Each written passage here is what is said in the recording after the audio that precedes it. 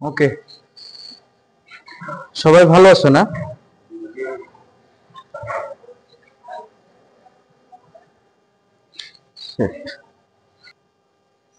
ওকে,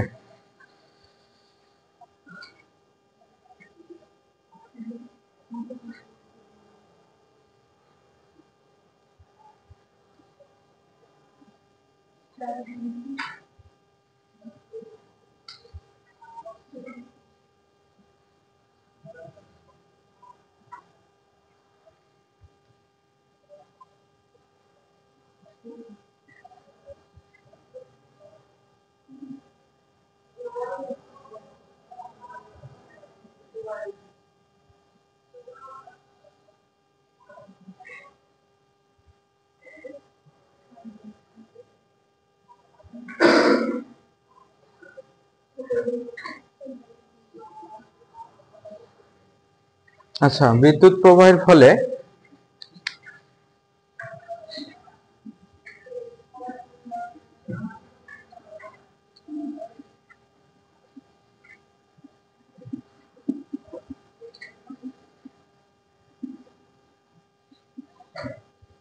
কি কি প্রভাব বা ইফেক্ট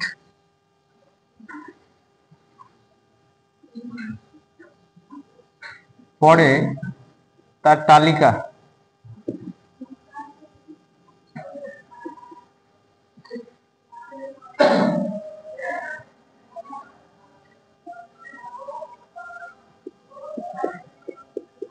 খাতা কলম সবার রেডি?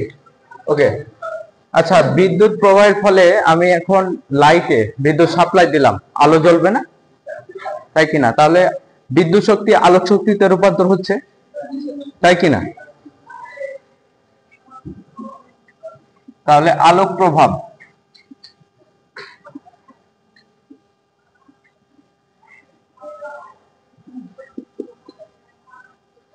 আচ্ছা বিদ্যুৎ আমি সুইচ অন করলাম, ফ্যান ঘুরতেছে না, তাহলে বিদ্যুতের ফলে গতিশক্তিতে রূপান্তর হচ্ছে, কাইনেটিক ইফেক্ট বা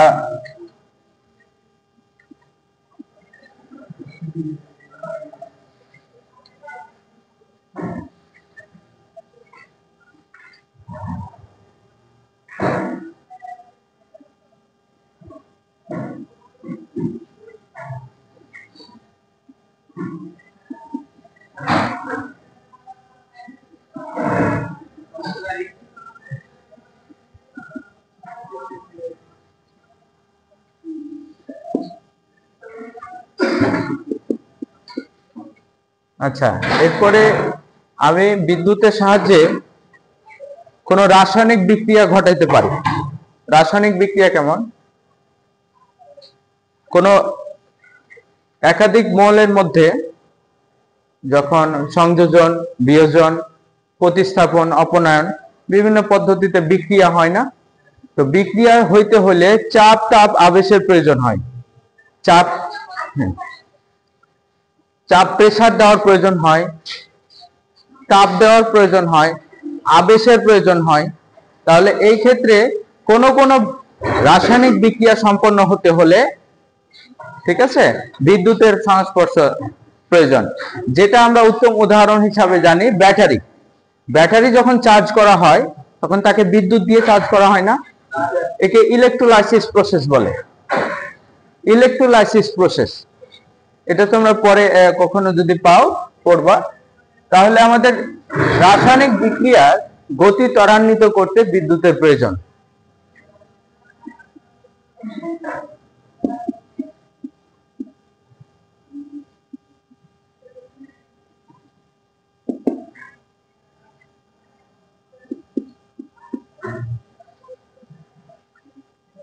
শব্দ, বিদ্যুতের মাধ্যমে আমরা শব্দ শক্তিতে রূপান্তর করতে পারি না?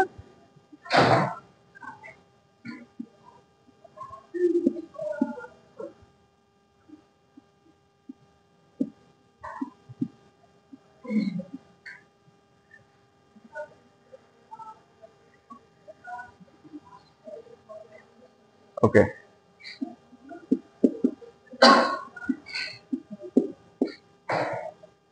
ওঠানো শেষ।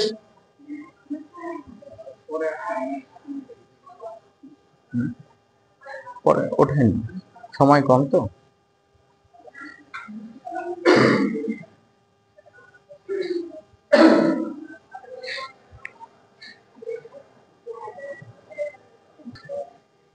ওকে,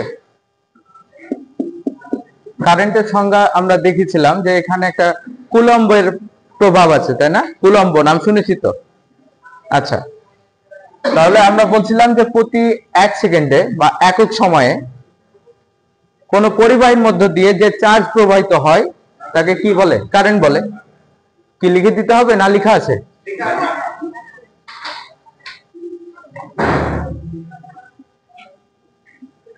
তাহলে কোন পরিবাহীর মধ্য দিয়ে 1 সেকেন্ডে বা একক সময়ে যে পরিমাণ চার্জ প্রবাহিত হয়, হ্যাঁ ঠিক আছে, তাকে কারেন্ট বলে। তাহলে কারেন্টকে আমরা আই দ্বারা ডিনোট করেছিলাম। আই সমান আমি বলছি প্রতি একক সময়ে বা একক সেকেন্ডে। যখনই একক শব্দটা দেখবা তাহলে বুঝবা যে সেটা দ্বারা ভাগ। সেটা দ্বারা কি? ভাগ। তাহলে সংজ্ঞা থেকে সমীকরণ বানাচ্ছি। তাহলে সময় দ্বারা ভাগ, সময় টি। আর উপরে চার্জ, চার্জকে কিউ দ্বারা প্রকাশ করা হয়। তাহলে I equal to Q by T. সংজ্ঞা থেকে সমীকরণ বানালাম, কঠিন লাগতেছে?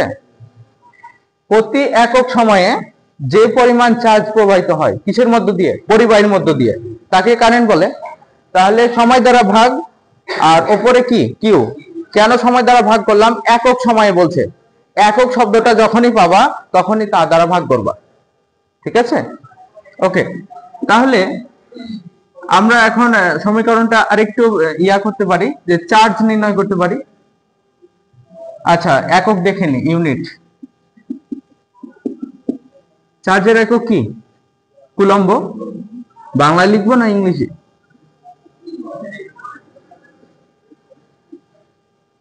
আর সময়ের একক কি? সেকেন্ড। তাহলে কুলম্ব সি পার এসিসি সেকেন্ড, একে অ্যাম্পিয়ার বলা হয়। তাহলে কারেন্টের একক কুলম্ব পার সেকেন্ড, কারেন্টের একক কি? অ্যাম্পিয়ার। মনে থাকবে? ঠিক আছে তো? বলো, শব্দ করো, বুঝতে পারছো? কারেন্টের এককই কুলম্ব পার সেকেন্ড, কারেন্টের এককই অ্যাম্পিয়ার। দুটো কিন্তু একই।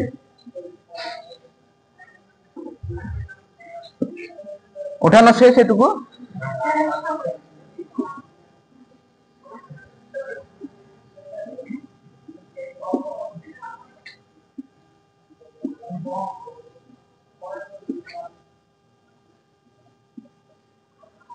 ওঠো ওঠো।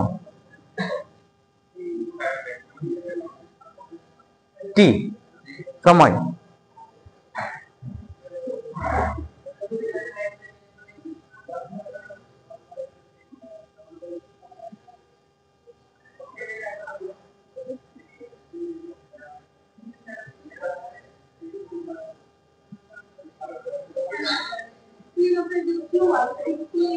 চার্জ, চার্জ তুমি আগের দিন ক্লাস করোনি? তাহলে সংজ্ঞাতে কি বলছে? কি হলো চার্জ, টি হলো সময়, এন্ড আই হলো কি? কারেন্ট বা তড়িৎ, তাই না?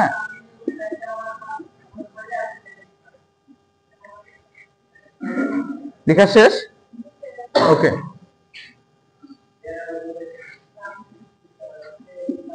আর গুণন করলে আই আর টি গুণ হয় না? ইকুয়াল টু কিউ লেখা যায়। তাহলে আমরা কিউ সমান এই পক্ষকে এই পক্ষে নিয়ে আসলাম আর এই লেফট হ্যান্ড সাইডকে রাইট হ্যান্ড সাইডে লিখলাম। কোনো সমস্যা আছে? আচ্ছা, তাহলে এবার চার্জের যদি সংজ্ঞা জানতে চাই, চার্জের বলতে পারবো না যে কোন পরিবাহীর মধ্য দিয়ে একক সময়ে যে কারেন্ট প্রবাহিত হয়, এটা বলবো না? বলবো যে কারেন্ট এবং সময়ের গুণফলকে চার্জ বলে। এটা হবে কিন্তু, তাই না? কিন্তু এটা খুবই সংক্ষেপে হয়ে যাচ্ছে। আচ্ছা,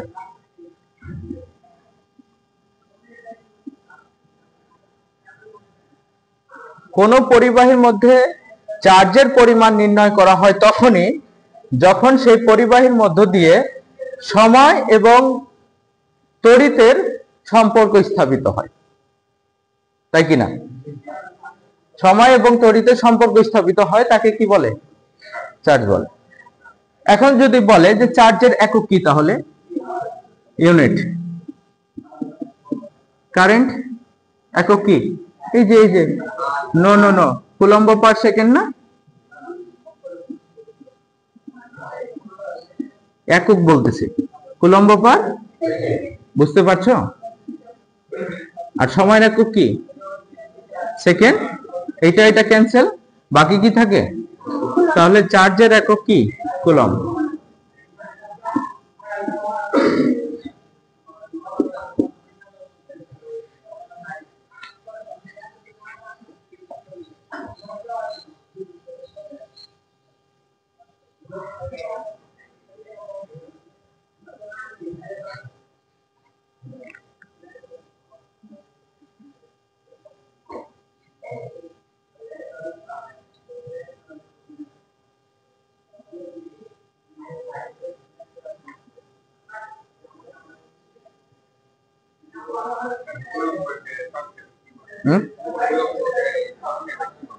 কুলম্ব সংক্ষেপে কিউ সি বলতে পারো।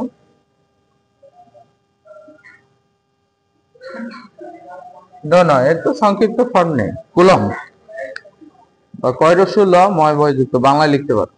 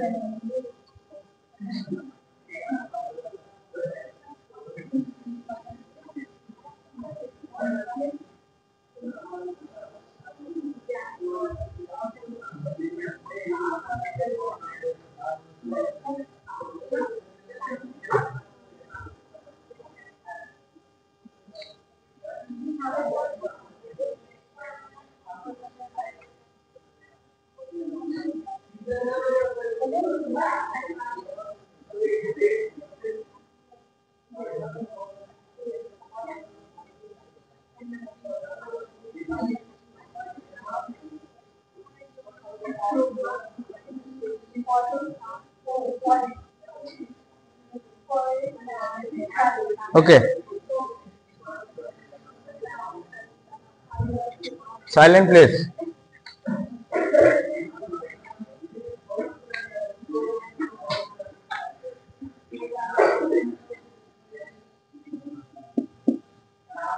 পরমাণুর নিউক্লিয়াস, এটা হলো অসীম দূরত্ব, তাই না? অনেক দূরত্ব, অনেক, যা গণনা করা যায় না, এমন পজিশন থেকে মনে করো একটা পজিটিভ চার্জকে, অসীম দূরত্ব থেকে কোনো একটি পজিটিভ চার্জকে কোনো একটা বিন্দুতে নিয়ে আসতে যে কাজ সম্পন্ন হয় তাকে বিভব বলে। আচ্ছা, বিভবটা কি জিনিস? যেটা ভোল্টেজ বলেছিলাম না, পদার্থবিজ্ঞানে বিভব নিয়ে বেশি আলোচনা হয়, তাই না? কিন্তু এই বেসিক ইলেকট্রিসিটি বইতে দেখবা বিভব সেটাই কি? ভোল্টেজ।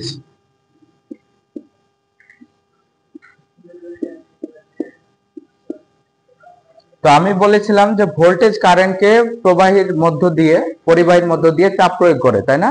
প্রবাহিত হইতে সাহায্য করে। তাহলে অসীম দূরত্ব থেকে কোনো একটি পজিটিভ চার্জকে কোন পরিবাহীর মধ্য দিয়ে নিয়ে আসতে, কোন অসীম দূরত্ব থেকে কোন একটি পজিটিভ চার্জকে নিয়ে আসতে যে কাজ সম্পন্ন হয় তাকে বিভব বলে। তাহলে বিভবকে কি দ্বারা প্রকাশ করা হয়? ভি, কারণ ভোল্টেজকে ভি দ্বারা প্রকাশ করা হয় না? আবার বলছি অসীম দূরত্ব থেকে কোনো একটি পজিটিভ চার্জকে নিয়ে আসতে যে কাজ সম্পন্ন হয়, কাজ, তাকে কি বলে? বিভব বলে। চাইলে লিখতে পারো, অসীম দূরত্ব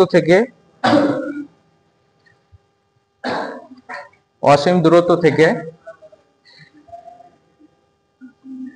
কোনো একটি পজিটিভ চার্জকে নিয়ে আসতে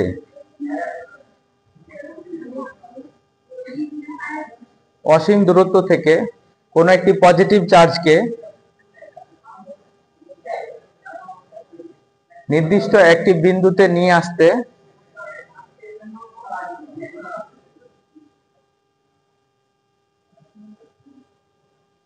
লিখছো না কেন? সদিচ্ছা থাকতে হবে। চাইলে কিন্তু তুমি পারো পাশের জন থেকে একটা পেজ নিয়ে কলম নিয়ে লিখতে।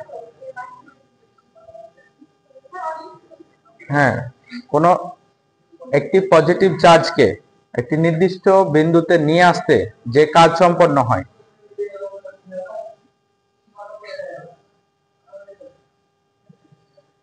তাকে বিভব বা ভোল্টেজ বলে। লিখেছো পেছনের গুলা? লিখেছো?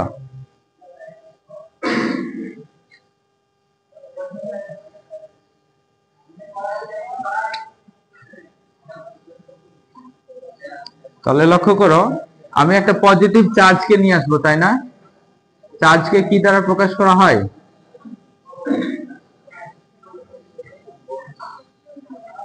চার্জ আমরা পড়লাম না, চার্জের একক কুলম্ব। চার্জকে কিউ বা স্মল কিউ, ক্যাপিটাল কিউ গতদিন বলেছি, মনে করো। আচ্ছা, তোমাদের যদি বুঝতে সমস্যা হয় ক্যাপিটাল কিউ দিলাম, কোনো সমস্যা আছে? ওকে, তাহলে চার্জকে নিয়ে আসবো, কি তৈরি হবে? কাজ সম্পন্ন হবে, তাই কিনা? তো কাজকে ডাব্লিউ দ্বারা ওয়ার্ক প্রকাশ করা হয়, জানো তো? পদার্থবিজ্ঞানে এসএসসি তে পড়নি কাজ ক্ষমতা শক্তিতে এই ওয়ার্কে হইল কাজ। তো ডাব্লিউ ইকুয়াল টু কি? কিউ হলো চার্জ, আর ভি কি বলতো? বিভব বা ভোল্টেজ, তাই না?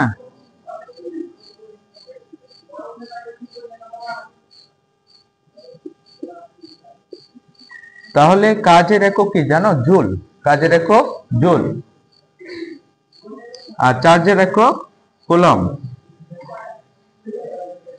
জুল পার কুলমকে ভোল্ট বলা হয়। জুল পার কুলমকে কি বলা হয়? তাহলে আমরা বাদ দিয়ে লিখতে পারি যে ভোল্ট। তোমরা নিশ্চয় জানো F equal to M A, তাই কি না? আচ্ছা, বলের একক কি? নিউটন না? কোনো একটা বস্তুকে আমি চাপ প্রয়োগ করলাম, বা একটি ব্যক্তি একটা বস্তুকে ধাক্কা দিচ্ছে, এই বস্তুটা যদি নির্দিষ্ট দূরত্ব অতিক্রম না করে তাহলে কাজ হবে? কাজ শূন্য।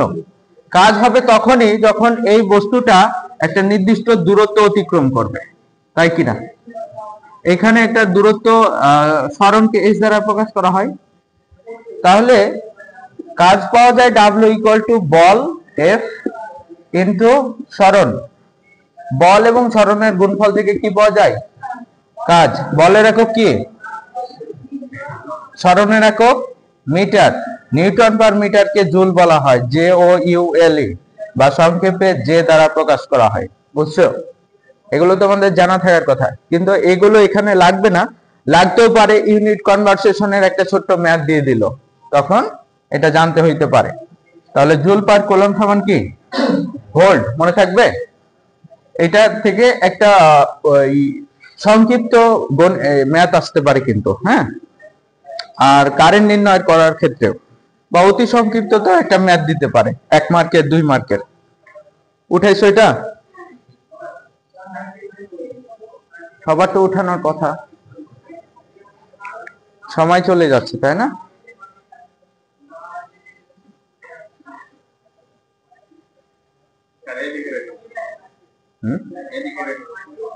সরি, যদি মনে করো তুলো, কাজে লাগতে পারে।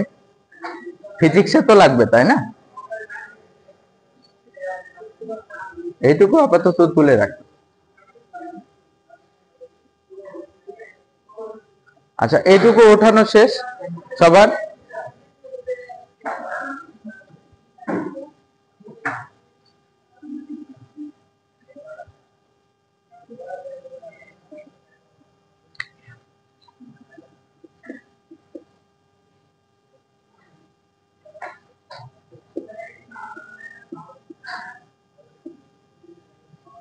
বিদ্যুতের প্রভাব নিয়ে আলোচনা করলাম না কিছুক্ষণ আগে? শব্দ, আলোক, তাপ, গতি, তাই কিনা, রাসায়নিক। এখানে তোমাদের একটু জানিয়ে রাখি, যদিও এগুলো হায়ার থটের বিষয়। ম্যাগনেটিক ইফেক্ট,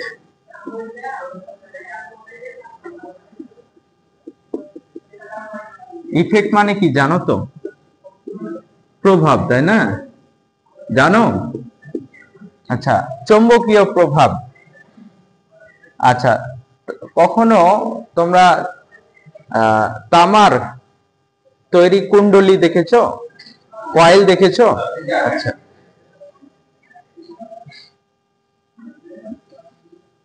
একে দণ্ড বা শলাকা বলে। নর্থ পোল, সাউথ পোল, চৌম্বক মেরু, তাই না? তো যখন এর মধ্যে ইলেকট্রন আবেশ হবে বা সঞ্চালিত হবে কোন একটা চৌম্বক দণ্ডের মধ্যে, তখন দেখবা যে নর্থ পোল থেকে সাউথ পোলের দিকে ম্যাগনেটিক ফ্লাক্স সঞ্চালিত হবে, মানে বিচ্ছুরণ হবে, ছুটে যাবে, ছুটে যাবে। আবার বলছি, ভয়ের কোনো কারণ নেই।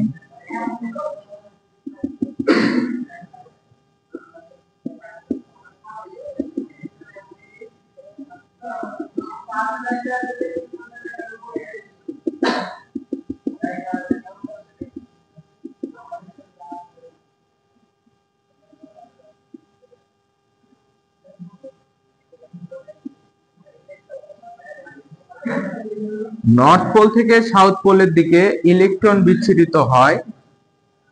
ইলেকট্রন কখন? তোমাদের ইএমএফ নিয়ে কথা বলবো, তখন দেখবা ইলেকট্রোমোটিভ ফোর্স। তিনটা উপাদান লাগবে। একটা হলো ম্যাগনেটিক ফিল্ড, মানে চৌম্বক বলরেখা। যখন নর্থ পোল সাউথ পোল একসাথে পাশাপাশি থাকে তখন একটা চৌম্বকীয় ইফেক্ট তৈরি হয় না, আকর্ষণ করে না? ওটা হলো ম্যাগনেটিক ফ্লাক্স বা চৌম্বক, বাংলায় চৌম্বক বলরেখা।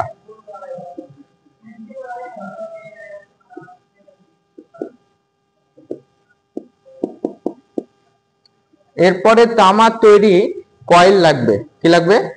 কয়েল। একে আর্মেচারও বলে।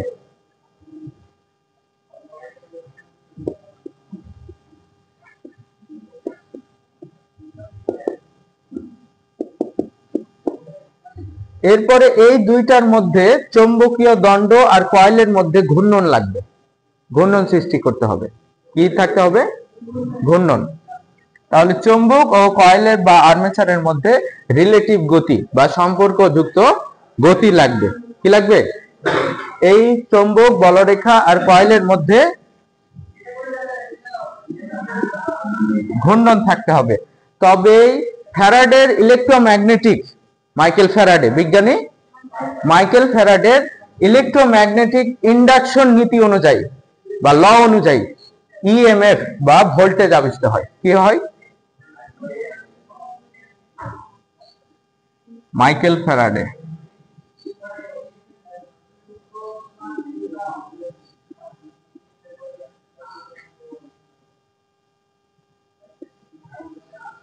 বিজ্ঞানী মাইকেল ফ্যারাডে বলছেন যে একটি কয়েল এবং চৌম্বক বলরেখা, তাহলে কয়েলের মধ্যে দিয়ে চৌম্বক বলরেখা যদি পাস করে অর্থাৎ ঘুরে, তবে ইএমএফ অর্থাৎ ইলেকট্রোমোটিভ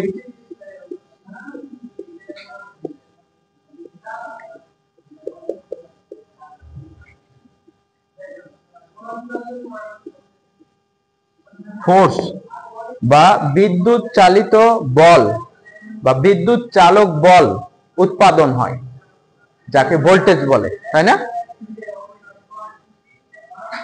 তাহলে বিদ্যুৎ প্রবাহের ফলে যে ম্যাগনেটিক ইফেক্ট, এটাও কিন্তু একটা ভালো একটা প্রভাব বিস্তার করে।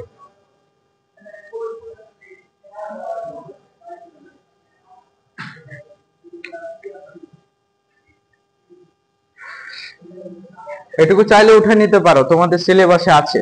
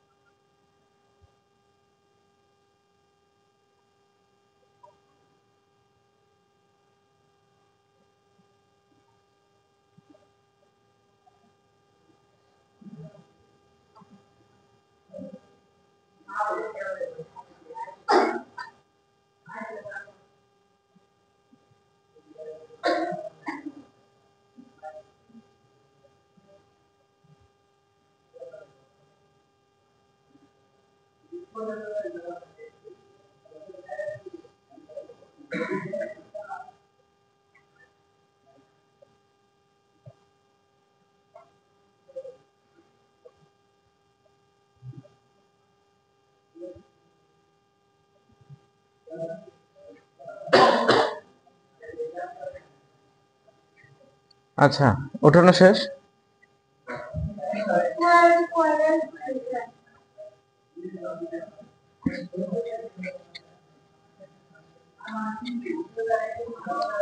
আচ্ছা, নাইক্রোম তারের তৈরি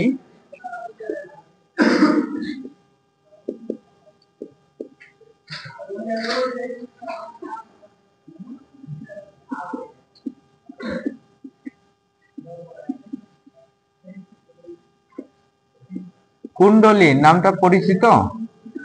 আরে বাবা, কুণ্ডলীটাই হলো কয়েল। এটা তামা তৈরি কয়েল হতে হবে, তামা, কপার, তাহলে বিদ্যুৎ আবিষ্ট হবে।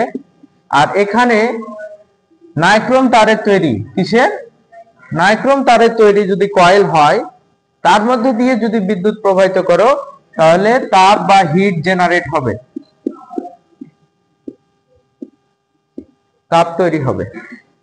কেটলি, আমাদের বাড়িতে যে ইলেকট্রিক চুলা আছে না, ম্যাগনেটিক চুলা, তারপরে ইলেকট্রিক আয়রন, যেটা দিয়ে আমরা কাপড় ইয়া করি, সবগুলাতে তাপ উৎপন্ন হয় এই নাইক্রোম তারের তৈরি কয়েলের কারণে। বুঝতে পারছো? এই যে ইয়া দেখছো না, তোমাদের হেয়ার ড্রায়ার, চুল শুকায় কেন? কারণ ওখানেও কিন্তু নাইক্রোম তারের তৈরি কুণ্ডলী আছে, ভিতরে কয়েল থাকে। এরপরে রুম হিটার, রুম হিটার, ঠিক আছে? তাহলে উদাহরণ হিসাবে যেগুলো বললাম, রুম হিটার,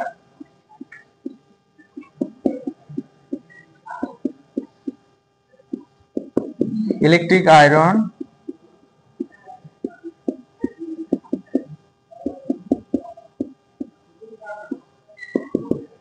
হেয়ার ড্রায়ার, তারপরে ইলেকট্রিক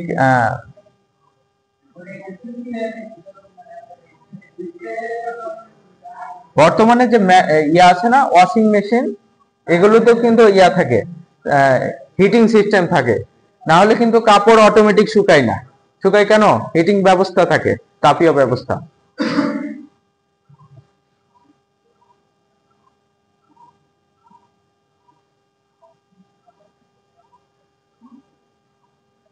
কেটলি,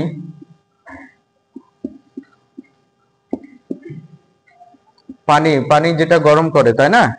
তাহলে তাপীয় ইফেক্ট। ওঠানো শেষ?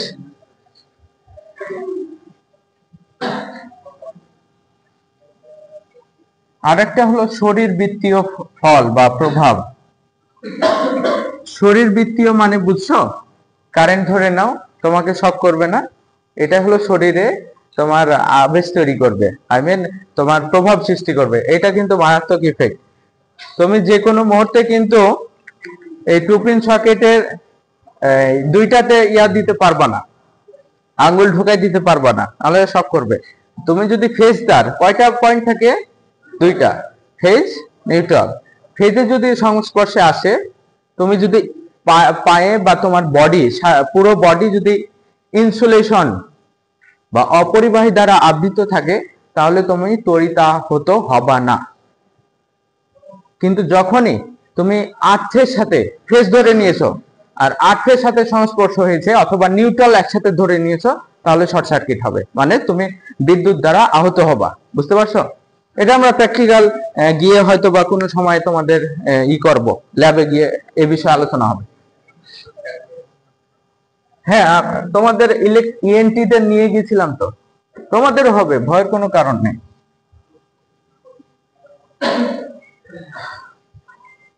এবার বই ম্যাথ দেখি, মানে এই অধ্যায়ের প্রায় আমরা লাস্ট মোমেন্টে চলে গেছি, ম্যাথ করলেই প্রায় শেষ হয়ে যাবে।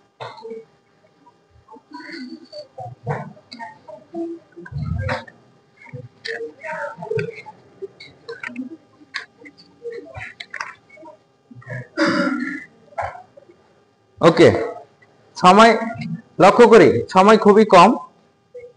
ভোল্টেজ প্রতীক ভি, একক ভোল্ট, তাই না? কারেন্ট রোধ হয়েছে। সবাই কনসেন্ট্রেট, এইদিকে লক্ষ্য করো। বই আছে সবার? এক বই তো নেই, বিভিন্ন প্রকাশনী, তাই না? আচ্ছা, পাওয়ারকে পি দ্বারা প্রকাশ করা হয়, ঠিক আছে? একক হলো watt. Power equal to V into I, এটা আমরা প্রমাণ দেখব পরের চ্যাপ্টারে। এনার্জি বা শক্তি, তাই না? এনার্জি,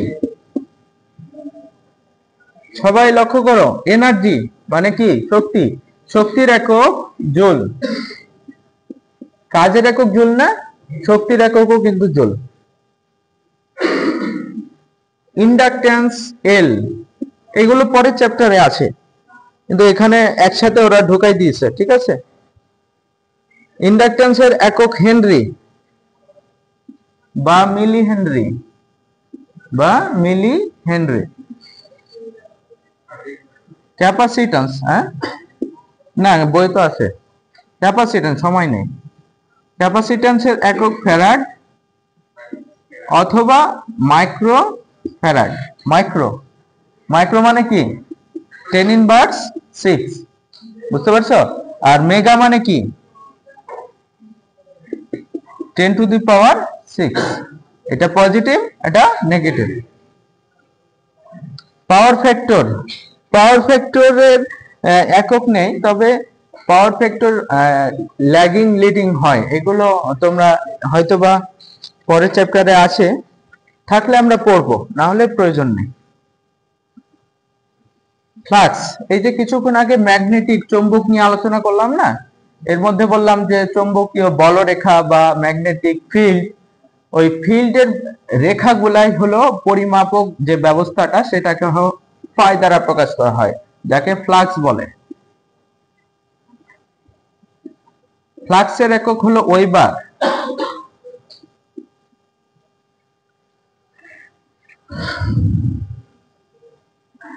এগুলো কি মিটার দ্বারা পরিমাপ করা হয় তা লেখা হয়েছে, কিভাবে সংযোগ করা হয় মিটার তা লেখা হয়েছে।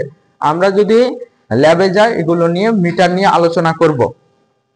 চার্জ, চার্জের একক কুলম্ব বলেছি। ফ্রিকোয়েন্সির একক সাইকেল পার সেকেন্ড বা হার্টজ।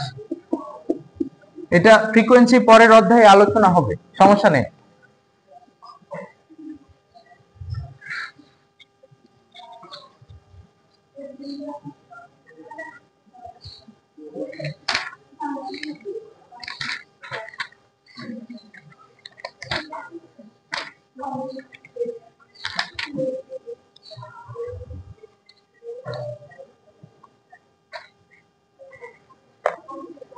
তোমাদের এই বইয়ে তেমন কোনো ম্যাথ দেওয়া নাই। টেকনিক্যাল প্রকাশনী আছে?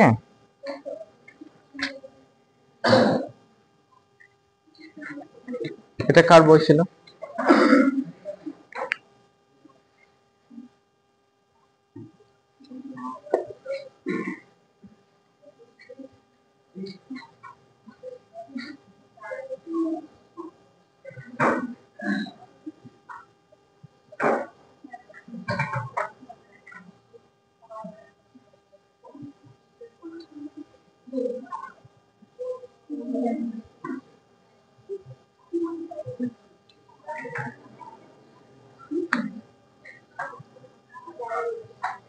সময় শেষ, সময় শেষ। আচ্ছা, এখানে একটা সমস্যা দেখো, বলা হচ্ছে 5 কিলো ওহম কে ওহম, মিলি ওহম ও মাইক্রো ওহম।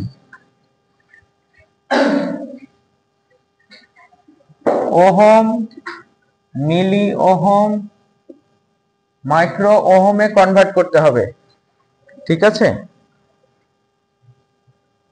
আচ্ছা, এই কেতে কি কিলো না? আচ্ছা, তাহলে মনে করো 5 কিলো ওহম আমি ওহমে নিব, তাহলে কি হবে? 5 গুণন 1000, তাই কি না? তাহলে এই কে আর লিখতে হবে? কে আর লেখা যাবে? তখন শুধু ওহম লিখব। 5 দিয়ে গুণ করলে 5000 ওহম, তাহলে এটা ওহমে হইলো। এবার মিলিতে কনভার্ট করতে হবে, তাই না? তো আমরা 5000 ওহম পাইলাম। একে আবার 1000 দ্বারা গুণ করব আর 1000 দ্বারা ভাগ করব। তোমরা শতকরা শিখে এসেছো না যে 5, একে যদি পার্সেন্ট করি তাহলে 100 দ্বারা গুণ করতে হয়, 100 দ্বারা ভাগ করতে হয়। আর এই 100 যদি এর সাথে গুণ করো 500, আর এই 1/100 কে শতাংশ বলে, কি বলে? পার্সেন্ট বলে। তাহলে একে আমরা পার্সেন্ট বলতে পারি, 500%। তো এর সাথে